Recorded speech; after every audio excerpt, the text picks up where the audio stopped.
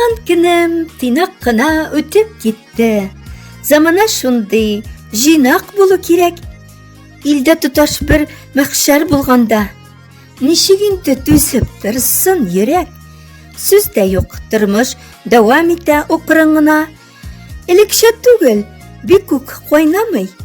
Югарыга сикереп кыланырга да замана үзгәрде, беләм ярамый. Аппак булып матур карлар яуды. Шуңа бик тә булды күңелем. Тәбигатьнең мине зурлавына. Күреп дусларымның битараф түгелен.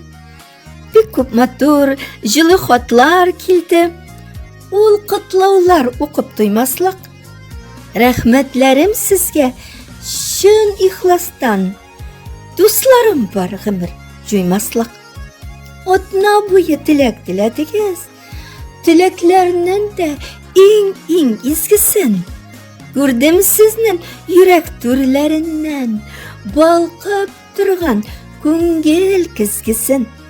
Җомга көнне әнием тапкан мине, үлемнәрдән алган аралап.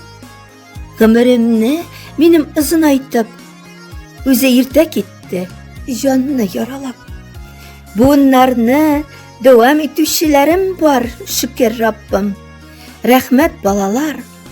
Алар менә нәсел җепләрен тоташтырып, киләчәккә алга баралар. Бик рәхмәтлемен барчагызга, мине зурлаган өчен туганнар.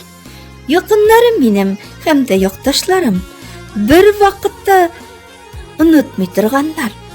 Тагын бер кат рәхмәтләрем әйтеп, сәламәтлек теләп каламын.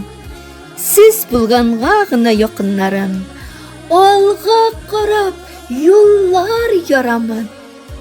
Автор Гөлнур Галимова.